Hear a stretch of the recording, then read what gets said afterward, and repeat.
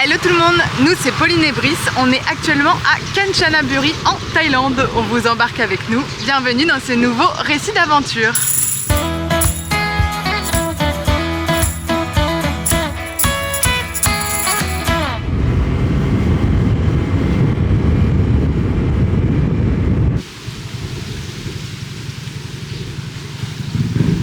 On est arrivé hier à Kanchanaburi depuis Nakhon Pathom. On continue notre périple en train en Thaïlande. On a donc pris le train à 9 h du matin et ça nous a coûté 100 bahts par personne. Le trajet dure un peu plus d'1 heure, toujours sans clim, toujours sur des bancs en bois. Assez fun de voyager comme ça. Et là, ce matin, on s'apprête à faire l'activité, l'attraction la plus connue, je pense, à Kanchanaburi. On vous embarque avec nous.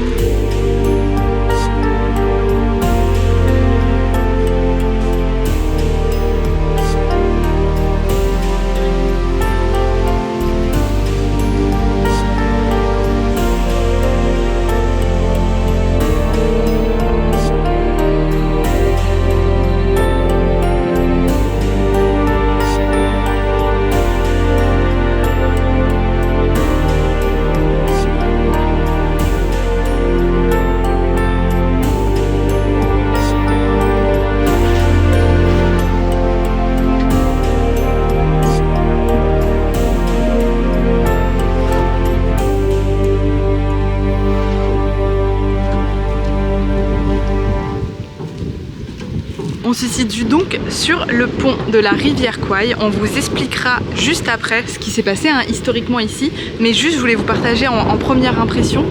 Je trouve ça assez particulier en fait. C'est un lieu du coup qui est extrêmement touristique. Et comme tout lieu touristique en Asie du Sud-Est et même dans le monde, tout le monde vient se prendre en photo. Et je sais pas, en fait, ce pont a quand même une histoire extrêmement tragique et difficile.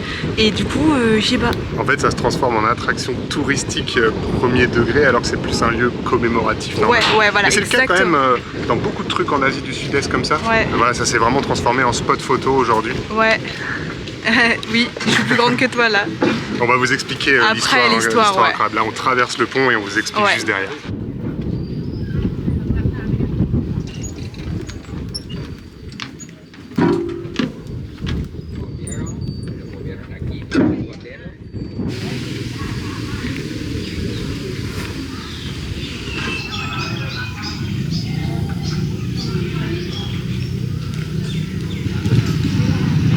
Ça y est, on vient donc de traverser le pont sur la rivière Kwai qui se trouve juste derrière moi. C'est pour ça surtout que Kanchanaburi est connu. Beaucoup de touristes viennent ici et on vous a dit qu'on allait vous expliquer l'histoire. Déjà, le pont est surnommé le pont de la mort. C'est l'un des emblèmes les plus tragiques de la Seconde Guerre mondiale en Asie du Sud-Est, car chez nous, on a plus l'habitude d'entendre la Seconde Guerre mondiale en Europe ou notamment en Afrique du Nord, mais il y a eu aussi une période assez violente ici en Asie du Sud-Est. On l'a vu en Malaisie par l'occupation des Japonais et dans d'autres pays aux alentours. Ici, c'était contrôlé par les Japonais. Et les Japonais, entre 1942 et 1943, ont voulu construire ce pont qui reliait du coup la Thaïlande à la Birmanie, sauf que le problème c'est qu'il y a des énormes massifs montagneux au milieu, le terrain est ultra accidenté et pour construire cette voie ferrée, c'était voilà, entreprise très délicate. Donc là on parle du pont qui est connu sous le nom du pont de la mort, mais c'est surtout un énorme chemin de fer qui reliait la Thaïlande à la Birmanie, pas uniquement par ce pont. Pour ce faire, les Japonais ont d'abord fait appel à 60 000 prisonniers de guerre alliés, donc britanniques, américains et néerlandais entre autres. Ils ont aussi fait surtout appel à 200 000 prisonniers de guerre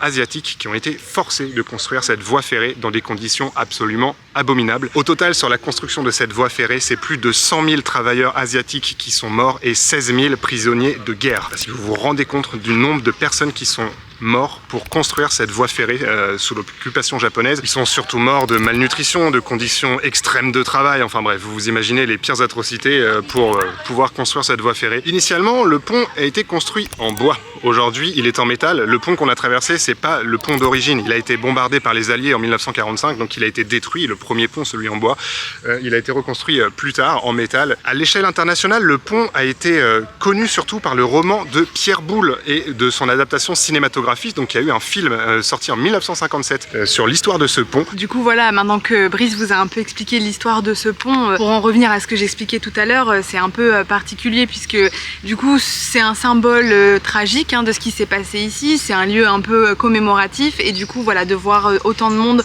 traverser ce pont un peu de manière légère en faisant des photos et tout, je sais pas, c'est un mood qui est un peu particulier, mais bon.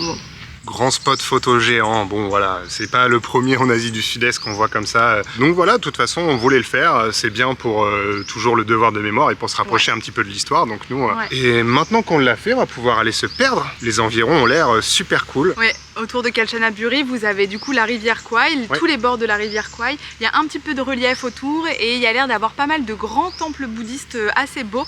Donc nous, vous nous connaissez, si vous nous suivez depuis un moment, on va enfourcher notre scooter. Notre fidèle destrier. Ouais, et puis aller faire un peu les alentours. Mais voilà, si vous venez à Kanchanaburi, le pont, ça reste pour le devoir de mémoire, je pense, assez important de venir le voir et voilà, de au moins se renseigner sur l'histoire et savoir ce qui s'est passé ici. C'est vrai que là, on vous partage notre ressenti un petit peu à chaud, mais encore une fois, voilà, c'est notre ressenti à nous à un instant T. Peut-être que vous aurez une autre expérience ici.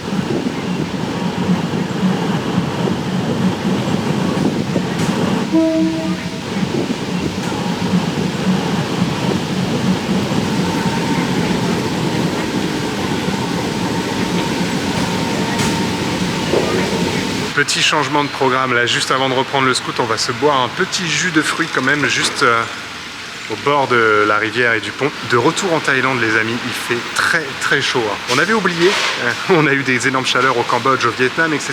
Ici c'est particulier, on a très chaud depuis qu'on est revenu, le soleil vraiment tape et crame très fort. 43 de ressenti. Au Cambodge c'était la lourdeur, mais je crois que finalement on s'y fait plus vite, nous en tout cas, que la chaleur en Thaïlande. Donc on a un petit temps d'acclimatation. On va se prendre un petit jus et on reprend la route.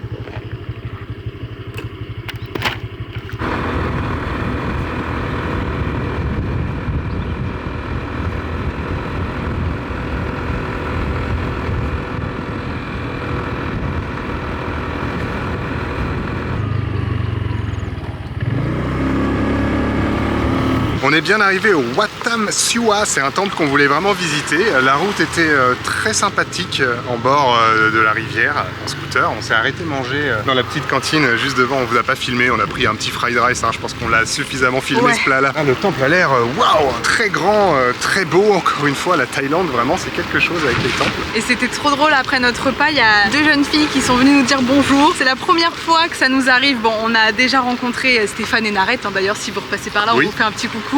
Mais Stéphane et Narette, on les aime tellement maintenant, c'est comme des amis quoi, donc on les considère pas comme des abonnés mais voilà, c'est la première fois qu'on se fait reconnaître dans un pays et qu'on vient nous dire bonjour, donc trop marrant. On n'a pas l'habitude. Ouais, et puis surtout que nous encore une fois on fait ça pour les souvenirs avant tout. Encore une fois on est super heureux que vous regardiez nos vidéos, mais là c'est trop marrant de voir des gens en vrai. J'en profite pour vous dire de vous abonner à cette chaîne d'ailleurs si vous ne l'êtes pas encore abonné, ça nous fait vraiment nous très plaisir. Et place à la visite du temple je pense.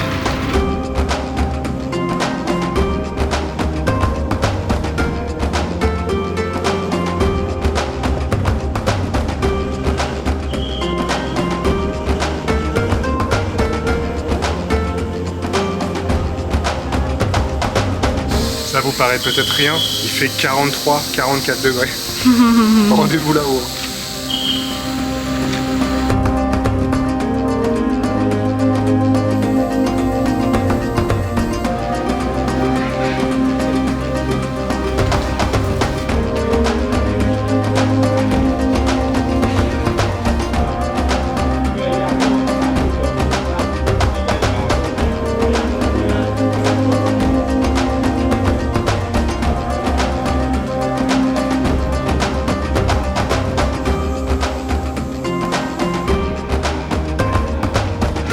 le site est magnifique. Ouais, c'est très beau, très très beau.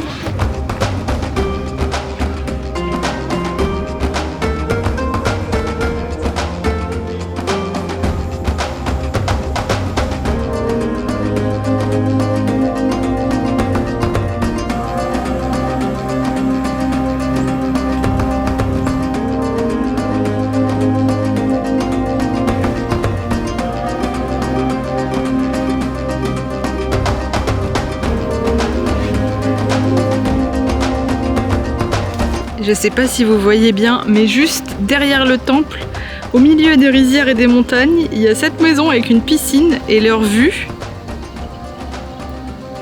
Bah c'est ça quoi. C'est fou.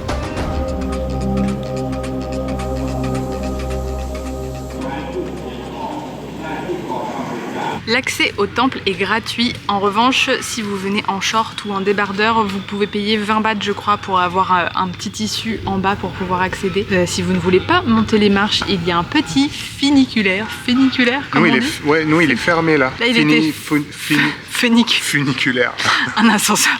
Un ascenseur sur rail. Sur rail. Bon, les marches, ça va, ça l'a fait. Mais par contre, il fait une chaleur. Je sais qu'on n'arrête pas de le dire. Ça fait longtemps qu'on l'a dit à ce point-là. Ouais, qu'on l'a pas ressenti à ce point. On se fait choquer là par la Thaïlande. Waouh. On avait sous-estimé ouais. les moindres... Là, les marches là qu'on a montées, ça paraît manger, tout bête. En plus, mais c'est très beau. Hein. Ouais, le site est magnifique. magnifique. On voit plein d'influences différentes. Il y a des pagodes qui font vraiment penser aux pagodes un peu traditionnelles modernes thaï. Derrière, il y a une pagode qui fait plus penser au bouddhisme mahayana, donc une pagode plutôt chinoise, on va dire. À côté, on a même une genre de pagode qui ressemble un peu à une pagode khmer. Il y a vraiment plein de choses différentes. Ça fait beaucoup penser au Kek Loksi Temple, le plus grand complexe bouddhiste de Malaisie qu'on avait déjà visité.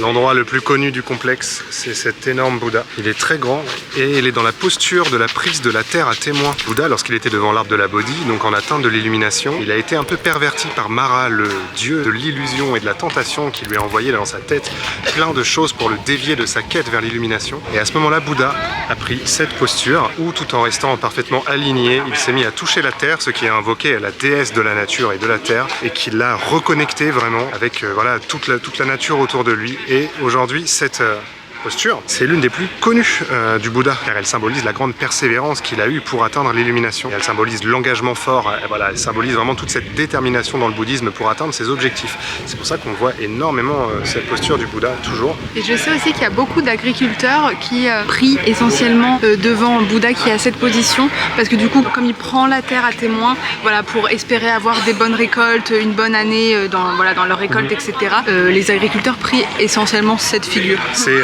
la façon qu'a eu Bouddha de montrer à Mara que la terre, la nature, était témoin de sa détermination. C'est pour ça qu'on appelle ça la prise de la terre à témoin.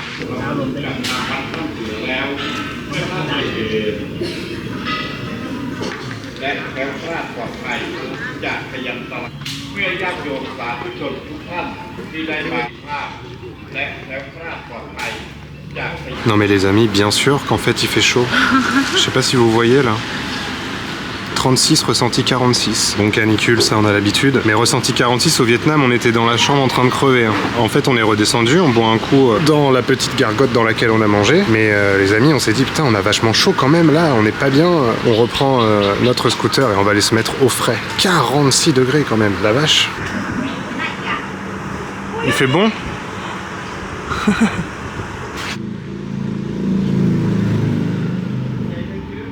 On vous retrouve, on est le lendemain matin. Hier soir, on a fait un petit tour au night market. On n'a pas pris la caméra parce qu'à la base, on voulait juste faire un petit tour, se promener comme ça. Et au final, on a mangé là-bas parce que retrouver les night markets de Thaïlande, ces trucs qui sentent si bon, ces plats qui sont vraiment hyper accessibles, pas cher du tout. Vous prenez une petite brochette de tofu par-ci, 20 bahts, des petits pancakes, des fruits, du jus. Enfin, c'est vraiment un régal. On s'est régalé, je crois, pour l'équivalent de 4 € pour deux. On se pète le bide, toute la bouffe est délicieuse.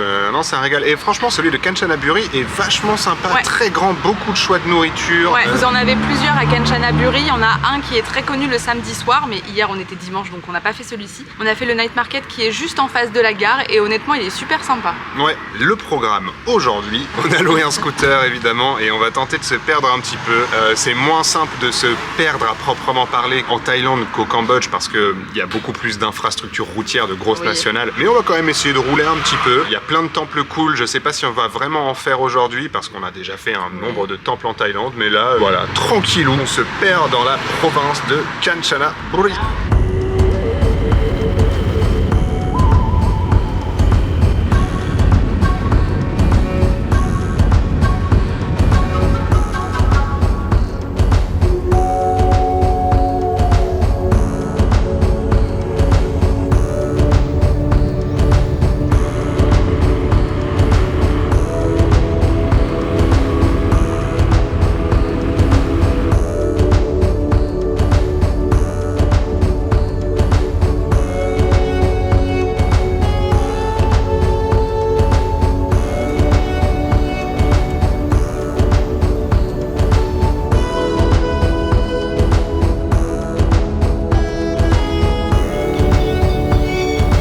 Les amis, on a pris une petite route perpendiculaire à la route nationale et regardez,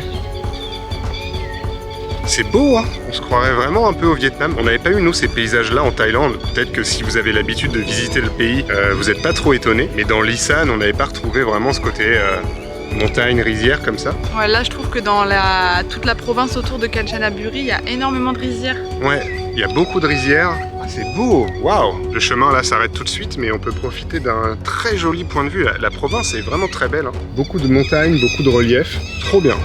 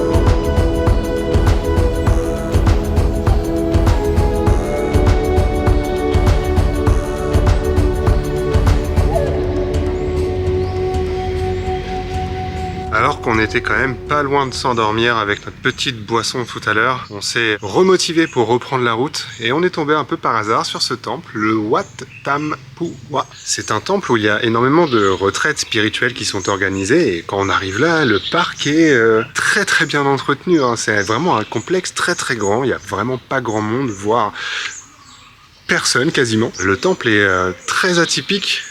On croirait qu'il est construit entièrement en argile. Il y a un effet assez antique. On va faire le tour, ça a l'air très sympathique et il est niché un petit peu dans les montagnes au sud-ouest de Kanchanaburi.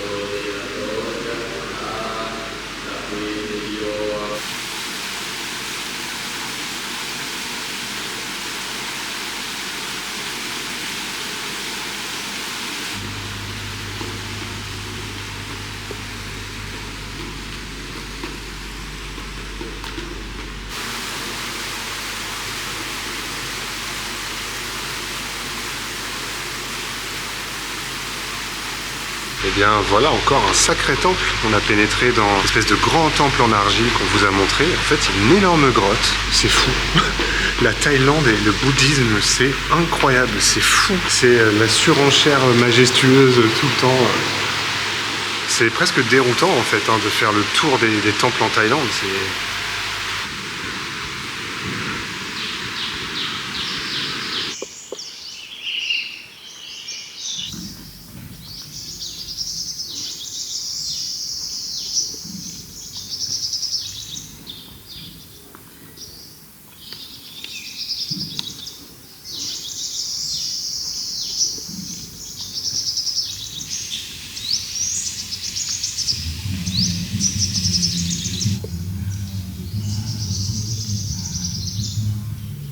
Le site, encore une fois, est gigantesque et c'est vrai qu'en arrivant, je me suis demandé si c'était pas une architecture khmer. Et je viens de lire sur internet qu'en effet, la pagode principale qu'on traverse pour aller dans la caverne est fortement inspirée de l'architecture khmer ancienne. On n'a pas perdu nos marques, hein. C'est pas parce qu'on est en Thaïlande qu'on oublie ce qu'on sait sur l'architecture khmer. Et là, Pauline était en train, je fais marche arrière, de se questionner sur cette figure Je l'ai filmé juste avant. de Bouddha qu'on n'a jamais vue avant. Cette posture-là, je la connais pas. Les mains comme ça, j'ai jamais vu. Et par contre, là, on dirait vraiment... Jayavarman 7. Ah ouais, vraiment. Non, c'est pas lui. C'est pas lui, mais la manière dont il a été taillé.